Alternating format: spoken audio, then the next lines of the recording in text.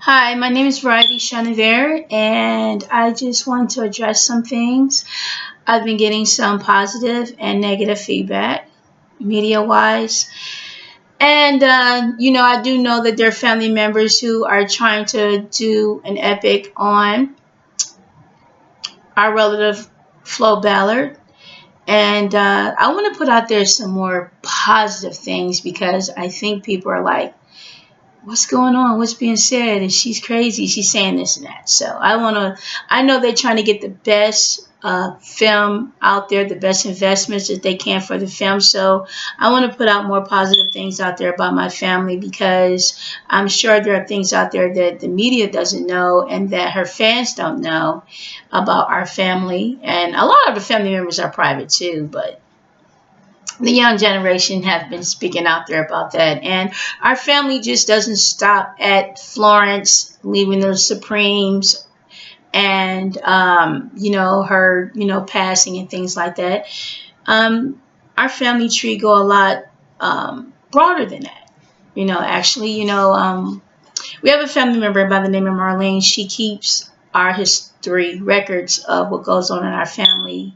Pretty much, she's like our historian of the family, and she keeps some family trees, and she developed the family trees and things like that in our family. So I don't have her information, but I have an email that maybe I can give later on.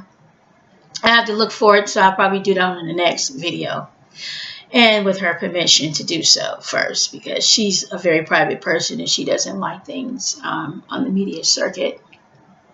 But however, I just wanted to say that our family, Florence father, number one, owned Mayflower Trucking Company, which is still around. He owned the Mayflower Trucking Company back in the day. I'm not sure if he sold the company or if the company was passed on to someone else in the family or whatever, but it's still around. It's still in the yellow pages and everything. But as far as the ownership goes, I don't know who it was passed on to or how anything happened with that transpired with the company or the business or anything. But I will say that her father did own Mayflower Trucking Moving Company. He owned a farm and a ranch. We used to go there all the time and have fun there. And we used to have parties there and get-togethers there quite a bit. We used to go there all the time. We had a great time riding horses and things like that. We have the Johnsons, also family tree of our family. The Johnsons, my grandmother, I know, had her stake in an investment in the Howard Johnson's Hotel. The Howard Johnson's Hotel, sometime, I will believe in the late 70s, early 80s, was being bought out by Holiday Inn. So Holiday Inn came and bought them out, and I know that my grandmother pulled her share out of the Howard Johnsons at that time, and which is also through, I'm sure, dealing something probably with the divorce or something like that at that time too. She got her stakes out of that. And I don't know if she decided to take any portions of what she grabbed from the Howard Johnsons of her part of the investment that she put in over the years for the Howard Johnsons, if she took any of her stakes and put it into Holiday Inn or not. I'm not sure if she did that or she just went on ahead and just kept her shares of the Howard Johnsons. But my grandmother owned part of the Howard Johnsons as well. And our family, as you can see on my family tree on the Facebook, you will see listings. You will find us, the Johnsons. You have the Johnsons on my Facebook. Those are my family members as well. Also, you have, of course, singers, Howard Johnson's family members. You also have the brother Johnsons, who are singers, and that came along musically as well. You have Hank Ballard, who also created the song The Twist, which also became a great hit and everything too. And later on, Chubby Checker redid the song The Twist as well. But that was our family member first, Hank Ballard, who did the Twist song and everything, and a lot of other string of hits that he had as well. And he also had a music group and everything too.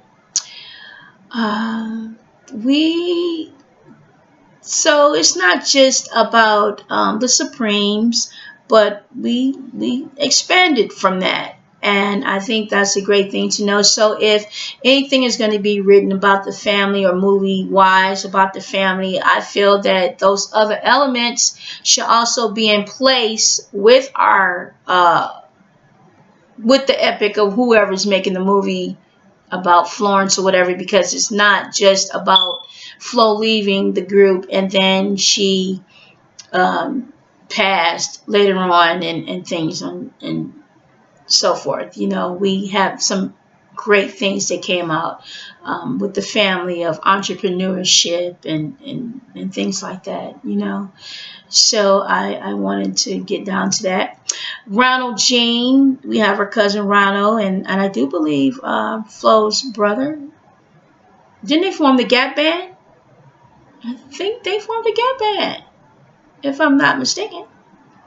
But Charlie is probably called, I call him Ronald, because that's what I know him as. Ronald Jean. I believe he's Ronald Jean, right? Anyway, he used to come family reunions as well too. So I'm just saying that there are some great things that came out musically, you know. So as far as I'm concerned, this family got it going on. You know, they're bad, you know. So it don't, you know, you ain't just got the Gordys and you ain't got just the Jacksons out there. You got them Johnsons out there too that did some things, and Hank and, you know, Flo, and then you got the Gap Band, and, you know, so they put it out there. They've been on the map and they've been around. So it would be nice to have a musical family reunion. That would be nice. So we'll see. Who knows? You know, some people have passed on, I know. And then you had the new generation. So maybe that, you know, the new generation of kids that, you know, that do like to sing music-wise or make music or whatever is cool. And of course, me, I'm a writer. I'm the original creator of Booty Call and Set It Off. So whether you want to believe that or not, that is my creation, you know. Thank you, Takashi Bufford. I had an assignment for film school. I went to UCLA Extension Film School, and one of our assignments that we had to do is that we had to pitch studios. We had to go look for studios for our film, and that was my assignment, and that's what I did. And I contacted New Line Cinema. New Line Cinema was new back then. It was just up and coming out back then in the 90s when I did it. And that's who I got in contact with. And being a part of UCLA, you get a lot of connections with that college. You get a chance to meet a lot of people. You network with a lot of people. And with the students, they give us a lot of, you know, people to meet through all different new agencies. And also New Wave Films gave me $300,000 to finish the movie, so that I had finishing funds for the film through New Wave Films and everything. So let me see. So, you know, we had great things, and of course those films became successful as well. So it's a lot of great things that have transpired since then, of the aftermath of the passing of Flo, and some great things that happened, you know, successfully wise. So I guess really I just want to put that, you know, kind of out there and everything. And that's it. That's all I have to say right now. So good luck on whoever is making the movie and whoever producer you all are using, and whatever producer is out there that's doing, you know, the film or whatever. I just wanted you to get a little bit more info on our family, so when you do something, you'll be able to say, oh wow, that's cool. You guys are not just, it just didn't stop there. So you can put in there Hank Ballard, the twist and things like that, and maybe you can start doing a movie by Hank Ballard and his group. Who knows, but some really great things to say. And I would like to say to my family, Lisa and Denise, I love you. I miss you all. I haven't seen you all in a very long time. We don't get together. I haven't seen a lot of my family since I was a kid, since I was 7 years old. And I do know that, after the funeral, we were broken apart, and I was mad about that. And you went into someone else's home, and I was somewhere else, and we didn't get together as much over the years as kids and stuff, but I had some good times and memories. But like things that I posted on Facebook, I remember how we used to sing to Switch, I Call Your Name, and The Best Beat in Town, how Prince came out with Dirty Mind, and this, different albums, Controversy, how we used to sing and dance to those things, how we used to double dutch jump rope, how we used to play bat and ball, how we used to do double dutch, how we used to do hula hoops, how we used to play Chinese checkers, how we used to be inside these little white sheets in time together with Cece and Karen, and at the house at Granny's and stuff, and how we would get inside the sheets and they folded up and they would swing us back and forth. That was fun. We used to do that too. I remember those days when we did things like that. And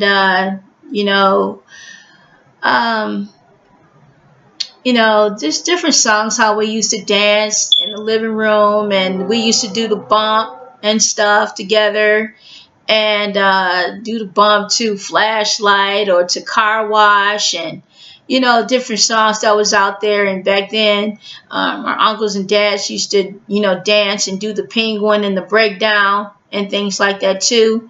We used to watch Soul Train a lot before Soul Train moved to Chicago, from Chicago to LA. I remember that. And so we had some good times together as kids, and we all have grown up into grown women, and we have our own children and stuff. And hopefully maybe one day we'll all get together, and our children will get together with each other and meet and stuff, and we'll see each other again soon. It doesn't have to be a social media relationship. So hopefully that will happen. I hope it does. We're getting up in age. I'll be 50 this year. Oh wow, time has really flown. I will be the 50, and I have a 30-year-old daughter, and I have 2 grandkids and 1 on the way. So, man, time is flying really fast. And we're getting up there in age. God's blessing. We're able to see another number of our birthdays, As you know, you all didn't call me Variety growing up. Our friends said the same thing, I didn't call you that back then. That's not who you were back then. But that's all good, But that's why I call myself, for a lot of different reasons, I don't have no sex changes or anything like that, It's just that, I just decided to give myself a new name, something to reinvent myself, creatively, and that's what I did, for a lot of reasons. And So experiences that I had and things that I had emotionally or whatever, that I decided to do that for me, you know. It was my own thing, you know. And then it was part of the fact that I was going to film school too, and so I wanted a different name as far as entertainment wise of, you know, going into film and television and stuff, you know, writing, creating. Nothing pornography, anything like that, you know. I don't get down like that, but I'm just saying, you know, it was just a creative move from me myself, you know, and that's what I did. What else? I really don't have really too much to say. I just wanted to just kind of put another light out there about our family, that we, you know, had entrepreneurship and some very success that came out music-wise as well with other family members. So to give a broader vision of the family, not just on Flo, but Hank and others. Oh, you know, we cannot forget Hank, Aaliyah's dad and parents, you know. So Aaliyah came out with music as well. That's family too, baby. So we got it going on. Okay, it might not have been shine a light like that, and it might not have been covered like that in the media, but those are peeps, and they're also on my Facebook list because they're family members. Love you, Auntie Diane and everybody. So, you know, I'm grateful and I'm glad to be a part of such a great family tree, and born and raised into such a great family, you know. And you know, so some have passed on and everything, and always will have the memory there. Some good things and bad things, but you know, we all gonna go someday, you know. So some later, some sooner than others, you know, but you know, we're here. So let's enjoy what we are today, move forward, and let some more positive things come out about things. And I just want to say something about this thing. You know, I'm not really for this topic of how they want to just keep this welfare stigma with Flo, though. I can't do that. I'm sorry, you know, because I was there when she went to work at night, and I was there with the babysitter, and which is a family member that babysat us and stuff, you know, and I can't do it. You know, she said that, you know, she made like $180 a week or whatever, you know, something like that. I myself personally took a look into that, and baby, you make $100, they cutting your ass off of welfare. Okay, so that's the reason why I'm not down with keeping that portion of, like, oh, she was on welfare. Maybe she got food stamps. Maybe that's what she did. Maybe she fed her kids. But as far as cash or something like that, they cutting you off at $100. So I don't really see how y'all can really want to keep that. And me personally, as a family member, I'm not going to say that that's true. I'm just not going to do that. That's just me. You know, she got money from Berry Gordy. You know, 16,000, 100,000, 160,000. You know, she couldn't have been on welfare with that much money. I'm not gonna say that. I'm not gonna keep that stigma. I'm not gonna keep that. I am not going to keep that. It worked in the media for whoever gained. It had to be to gain from that publicity. But they said that she said it when she did an interview. I don't know. You know, I do remember when Peter came to the house, though, and he interviewed her in the kitchen. and she was talking to him. And I do remember afterwards, Marlene did say, "Why'd you tell him that?" So I don't know what she really told him that. Maybe she did, but it's a Jet magazine. That's what, they said she did. But anyway, the good part about that is that he came to, when he came to interview her, he did come to her house. She wasn't homeless. When he came to sit down in the kitchen and interview her, she was at a home. He did stop us as we were walking up the street. And he was sitting outside in front of the house in a car, and got out the car and came and said something. We were kind of startled, like, what is going on here, But yeah. So he had an address to come to, right? So she was not homeless. Not that day. So can we shine a brighter light, please? That would be nice. I appreciate it. Now, the house that's on Mendota Street that you all see in the Jet magazine with us, and she's in the cooking, she's cooking us mixed spaghetti. You don't see us homeless. Hello? You don't see homeless there, do you? Hello? Okay, so wasn't a bought home, but you see two kids on the sofa and you see her cooking. That's not homeless.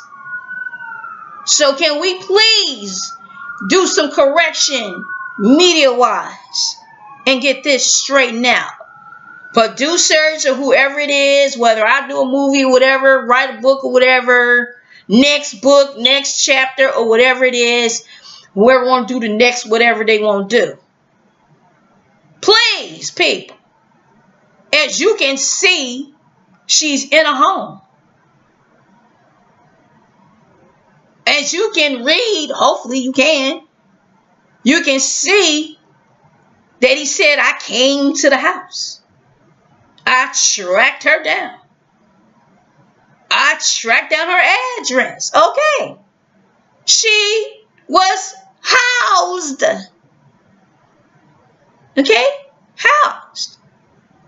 She had a car. LTD copper. A couple cars. I mean, come on now. I mean,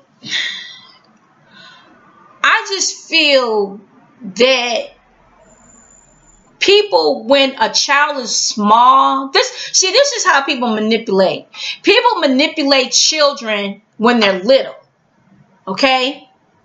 And so if they can make you think a certain way, they feel that that's what they can make you become. So with them saying to, Lisa and them growing up and saying, oh, your mom was on welfare. So then when they get on an interview on New Edition, they're like, oh, we're on welfare just like she was.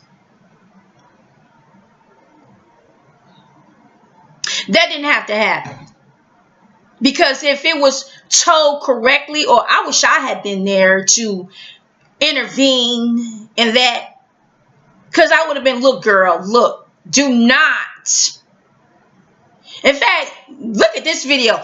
Do not go there again about welfare. You go back and you see that she's cooking in the kitchen. She's not homeless. So stop saying that. Stop putting that out there. I don't care who wrote it. I don't care who got the power, the pen, or typewriter. I'm a grown woman. I said, if you can see it and I can see it, she was not homeless. And I do get hostile about it because I don't like that. Now, it worked for other people to get what they need to be. And I do remember in the past when someone said, I don't want her children to outdo my kids. I don't want her children to outshine my children. I remember that being said. I remember that. So maybe that was the reason why it was put out there that she didn't have housing. Because a certain person didn't want their children to be looked down on or to be looked at like they didn't have it going on. So they had to say, oh, her kids didn't have this or have that. Or whatever.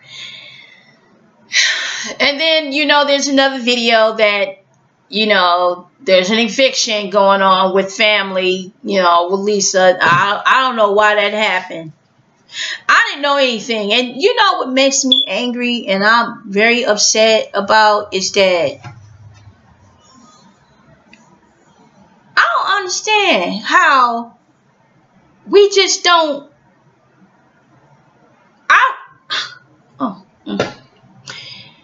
You know, I went to go stay with, I don't know if you knew it, but when I left Detroit in 93 to move to California, I know your auntie knew, Sylvia knew, Helen knew, Marlene knew that I moved out there. You know, Debbie was the first person I called about my movie. I said, Debbie, I'm about to do this deal for my film in school. And it's going down with New Line Cinema. She said, oh, okay, hey, you know, like, when you want to do this, woo, woo. I'll let her know. I was at Sony Music and everything, MJJ Productions. And I knew nothing about an eviction of you guys in Detroit. That's what makes me angry. Is that nobody told me anything. Because, girl, you would have been with me in California off the bat. I'm letting you know right now. Oh, my God. Ooh, California? I lived in West Hollywood. I was living in Santa Monica. We had the earthquake in 94. We came up on that.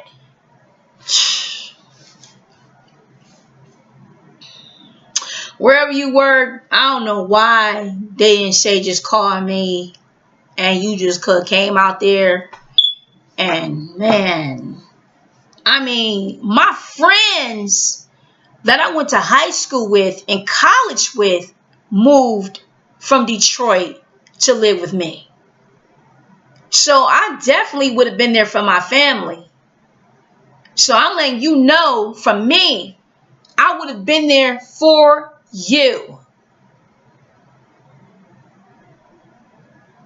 New Wave Films gave me $300,000 in finishing for my movie.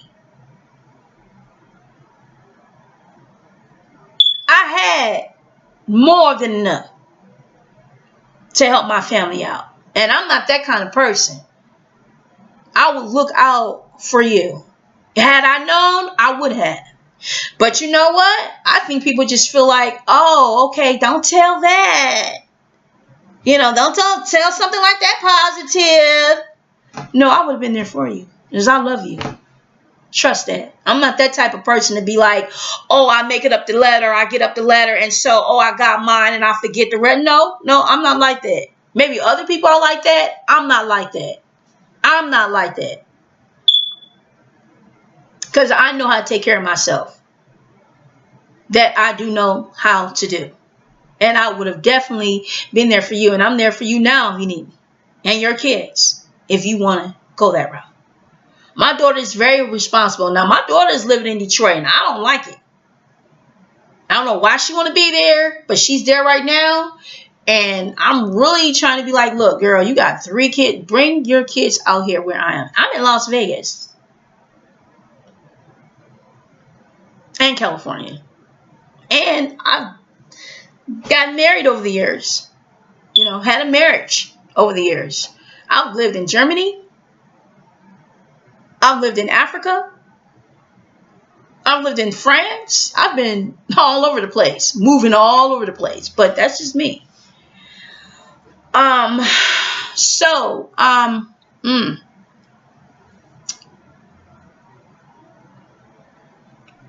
wherever you are now, you can do it. Just pick up the pieces because you can do it.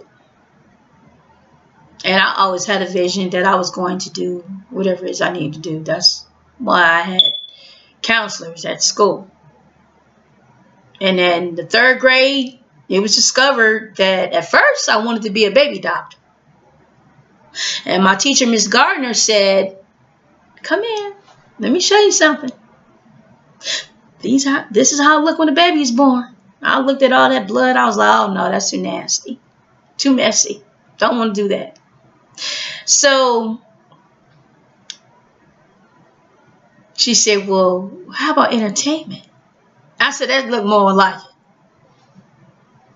So she handed me the book of entertainment and music and stuff.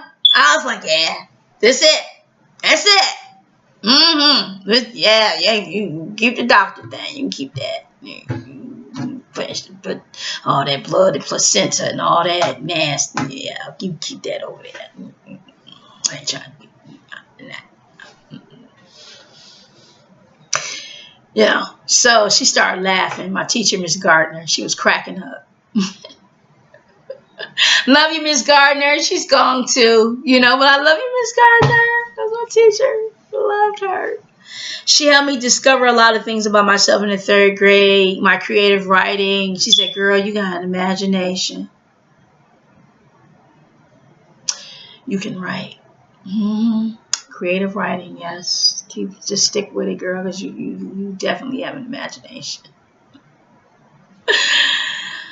Oh my God. So that's basically it. I see online that that your son Apple is his name, wants to rap and do music, and you can do that. The most part about this business is that you have to learn about copyrights. You have to get that in place. And if you're going to do a movie, you're going to allow someone to do a movie, I really hope that on your side that you get that in place about people writing about you, copyright wise. Get paid to talk about you, write about you, print you, or go back and at least get an attorney to say, look, you're writing about me, my family, my sisters. I want to be compensated on your book sales or something. Be compensated. Don't just keep letting people write about you. I don't give a damn what rights they got, who they talk to. You making money and got a story because you writing about my life, my family's life, my mama's life, my kinfolk's life. Whoever it is, you should go back and get an attorney and say, look, this is us you writing about. Our story, our life is what's interesting, not yours. So you need to pay my family members a check for writing. Because that was then when they were children and they didn't have no rights, they didn't have no control. They need to be compensated up front. Now, I personally can look at stories that, like Alice the movie. Alice, what's this movie with Halle Berry on let me see. Alice is something. I ain't got the DVD. I don't have the DVD in front of me. It's somewhere on my bookshelf. Oh, Alice and Frankie. That's about Flo. When she went to the hospital, to the mental health. That's about her. She'd be compensated for that too. know somebody in the family probably said, oh, we don't want nobody to know, we don't want to use the names or use, say it was her or something. That's about Flo. Alice and Frankie, the movie, is about Flo. Star with Queen Latifah. Hello, cousin. That's about Flo too. And me, as far as I'm concerned, because you knew I wanted to sing and stuff. And I auditioned. I went on an audition, and it was a group called Round Trip that I auditioned for. I did not know at the time that was for P-Funk. But I went for the audition, and I sang Janet Jackson's Come Give Your Love to Me. That was my audition song I did. And Say You Do. No, Say You Do was it. I think Say You Do was the song I did to audition for a group called Round Trip, of Janet Jackson's song. And I got it though. I was like, what? Kasuku Mafia, who also known as Clarence, who was with Motown, he was my private instructor for music as well. So for many years, he became my private instructor from 16 years old. And I left Detroit when I was 23. So 16 to 23, a couple years. Yeah. So I've been a DJ at the radio station before in Detroit. And I work with Barden as well, Don Barden as well. And one of his executives, Lisa. She was a producer and an entertainment attorney. I work with her. That was the beginning of me being in show business in that field. And I became a news anchor in Grand Rapids, Michigan as well, where my daughter was born at. And my daughter's father's name is Marcel DeBarge. But he goes by his grandmother's last name, so he doesn't use the name DeBarge. He goes by something else. But yeah, so that's another music thing in the family, knit in there in the family. So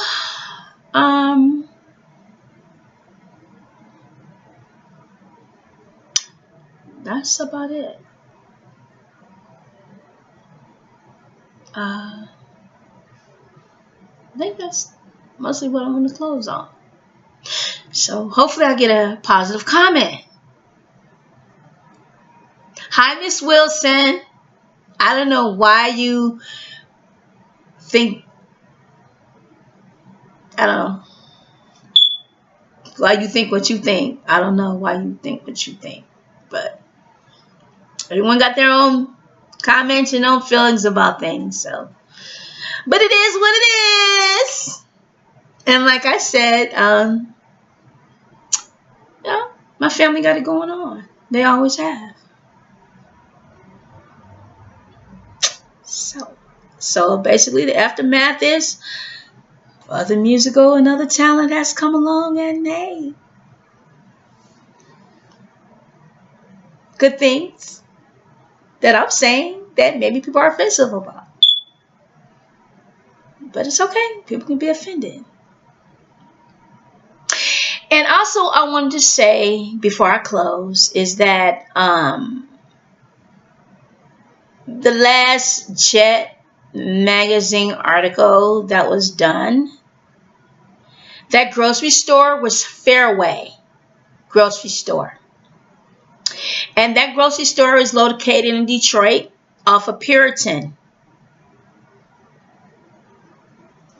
cross of Schaefer. And where Peter, the author of the books of Florence, came to interview her at the house that time, That location is off 16525 Schaefer Road off of Puritan. That's where he conducted that interview at as well. That's where we were at a duplex, and when she had the copper LTD car. 16525 Schaefer Road off of Puritan and Schaefer. And the landmarks of that street, you had the Mercury movie theater that was down there at the time. The movie theater we used to go go see the movies. And I attended King Elementary School, and I became a safety guard there. And I gave Michael Jackson my safety belt.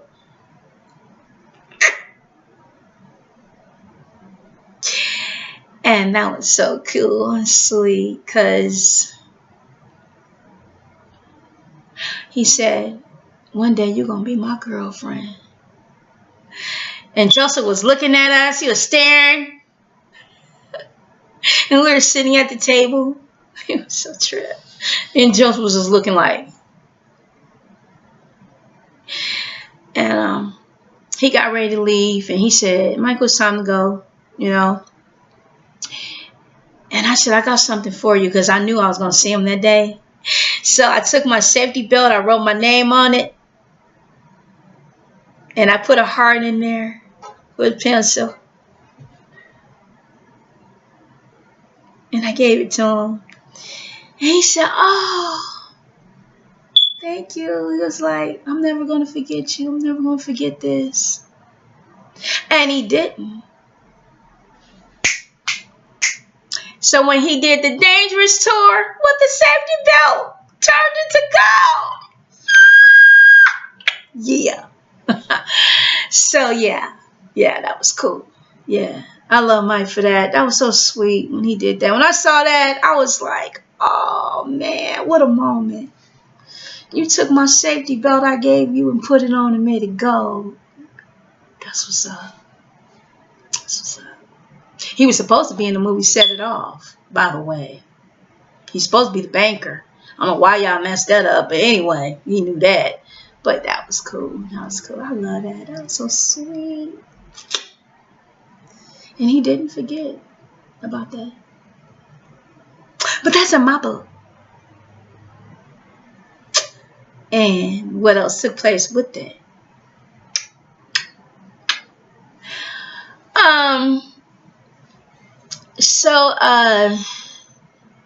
Yeah. Ain't that cool though? I was going to King Elementary. And the king of pop took my safety belt and turned it into gold. Hey, what can I say? And he loved Martin Luther King too. Anyways, yeah, that was nice. That was really nice. Good times we shared together, all night holding hands. Remember how we made our plans, the dream on a star. How did we get like we are? I think about the good times, nothing but the good times. I think about the good times we share together.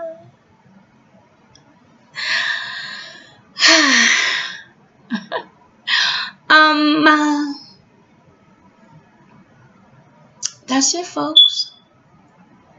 Till next time.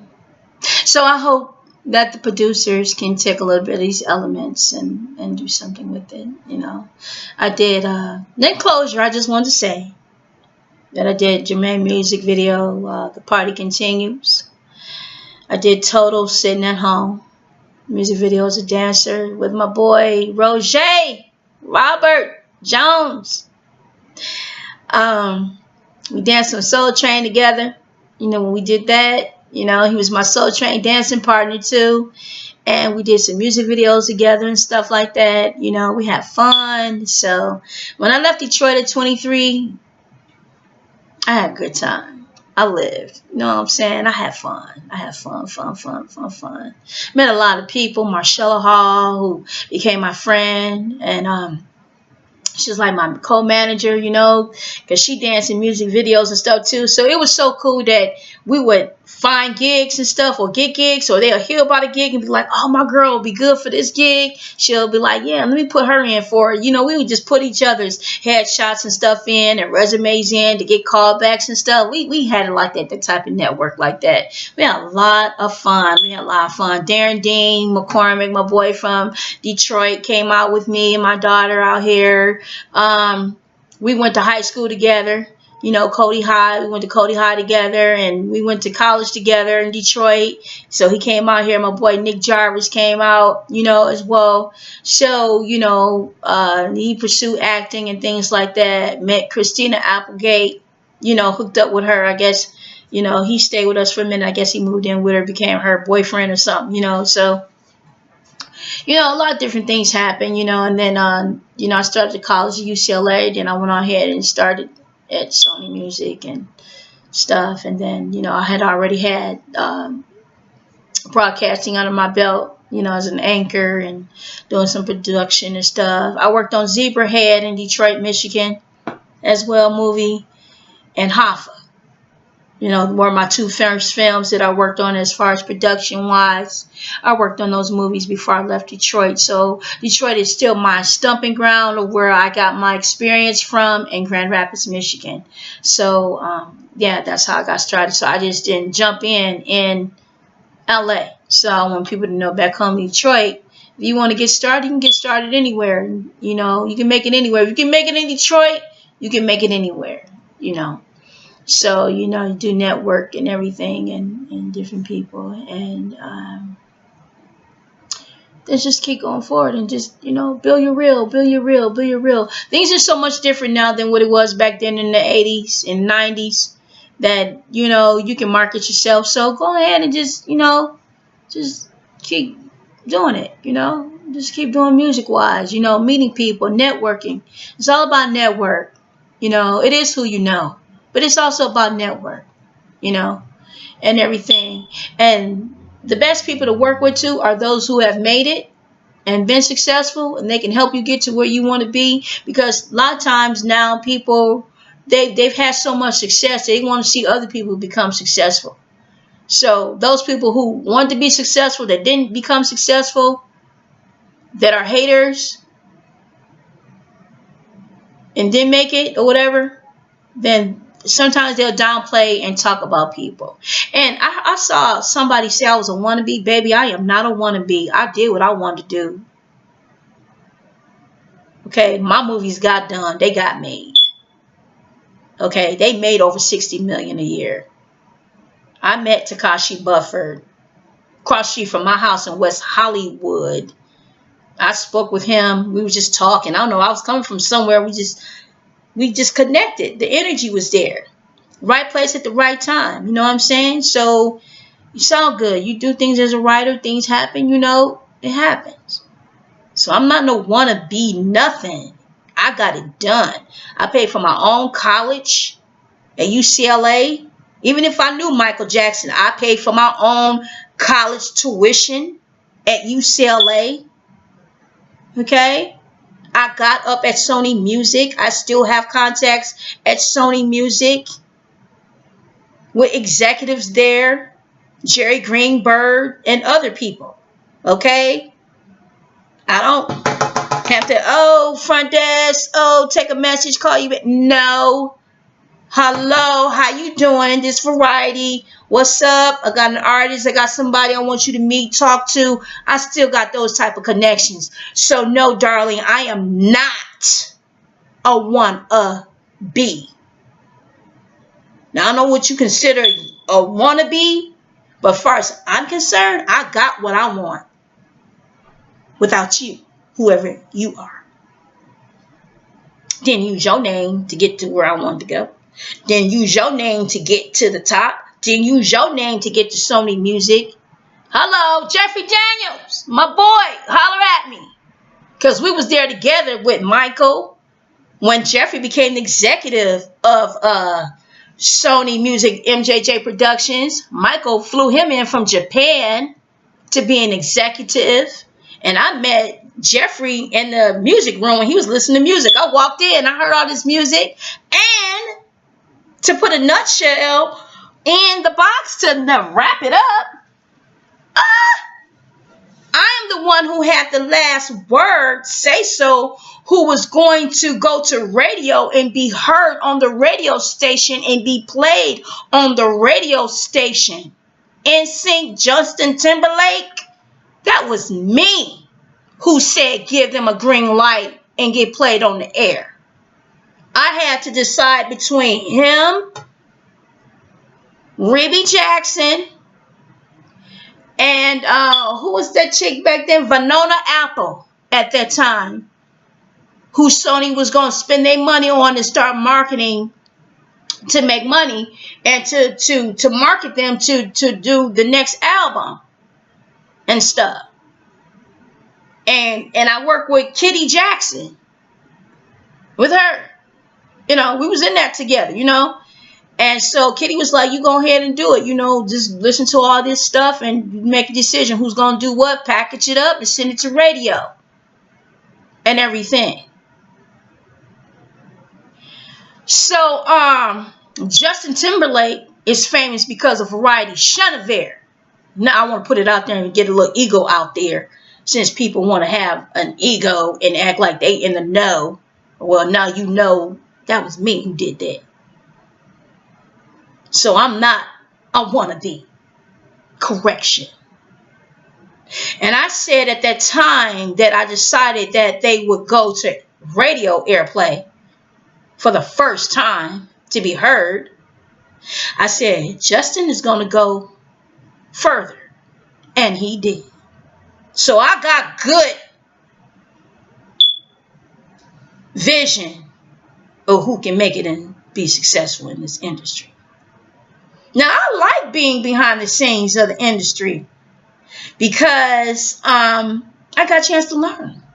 And believe me, I wanted to sing at first. When I was 16, I wanted to be a singer.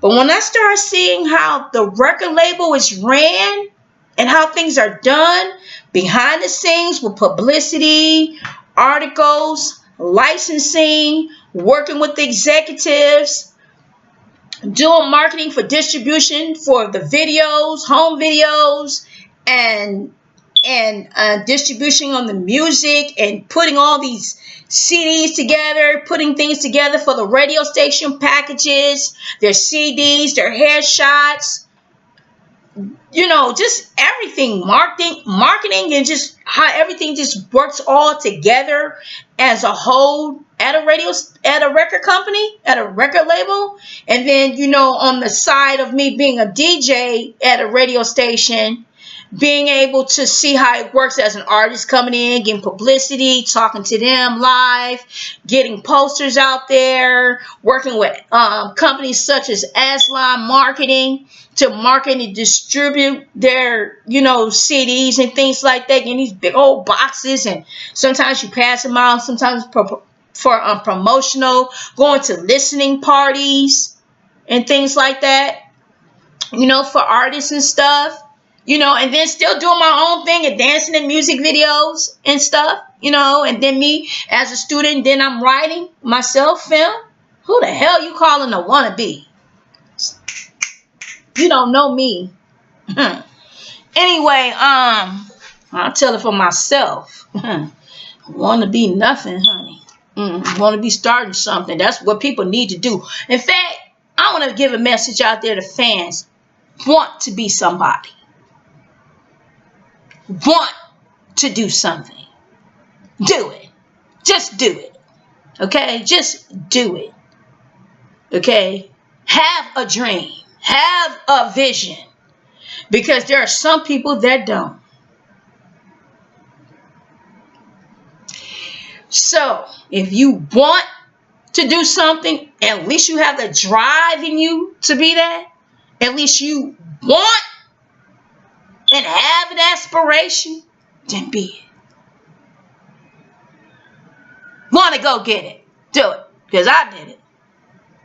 Don't worry about what people think about you and stuff.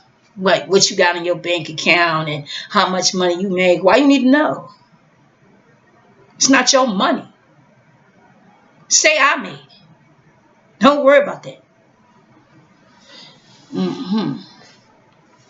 Anyways, I just wanted to say that, and I'm sorry this went too long of a video, and I wasn't planning for it to go that long or anything like that, but I'm just saying I just wanted to clear up a few things and everything out there. So, my name, again, is Variety Chenevert. And those who know me personally, family members know my real name, know who I am, you know. Anyways, goodbye. Like my daughter been saying lately, toodaloo.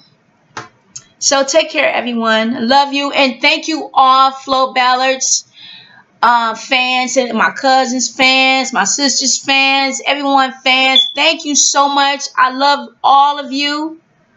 Thank you so much for, you know, keeping it alive. I appreciate everybody that want to keep our family legacy alive.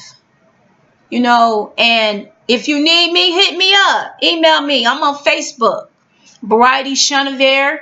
I have people sometimes that contact me on how to make it in this business and how to make it in this industry. I'll probably start doing videos on that too.